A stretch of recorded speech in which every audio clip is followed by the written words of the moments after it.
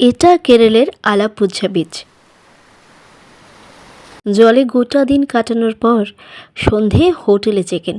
শরীর এতটাই ক্লান্ত ছিল যে মনে হচ্ছিল আবার না হয় আগামীকাল। এবার একটু আরাম দরকার। হোটেলের নরম বিছানায় 2 ঘন্টা টানা ঘুম। তবে সমুদ্র সেই সমস্ত ক্লান্তি উপেক্ষা করে ভীষণ টানছিল।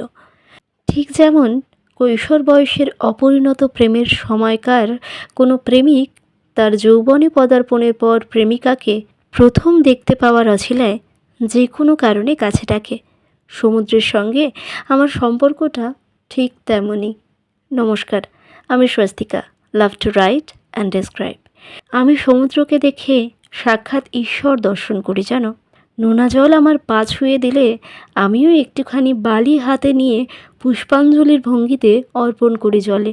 লোকে ছেলে মানুষই ভাবলেও আমার কাছে তা প্রকৃতি, তা পুজো। এই যে যারা বলো ঈশ্বর নেই, কে অত বড় উত্তাল সমুদ্রকে শাসন করে বলো? কেই বা লম্বা গণ্ডি কেটে তার সীমানা নির্ধারণ করে? এই বিচে লোকসমাগম মন্দ হয় না, চারিদিকে ছড়িয়ে ছিটিয়ে থাকা সি ফুড, আইসক্রিম। তবে সারাদিন কেরল ঘুরেও একখানা ফুচকাওয়ালা দেখতে না পেয়ে অগত্যা আইসক্রিমই খেলাম সবাই। তন্ময়ের আবার সমুদ্রের পাড়ের মাছ ভাজা খুব প্রিয়। আমিও সন্ধে নামার আগে আগে ওর প্লেটে ভাগ বসিয়ে একসঙ্গে হোটেলে ফিরলাম। পরের ভ্লগে দেখো হ্যাঁ, এখানকার 3 স্টার হোটেলগুলো কতখানি লাক্সারি হয়। তার জন্য ফলো করতে হবে তো।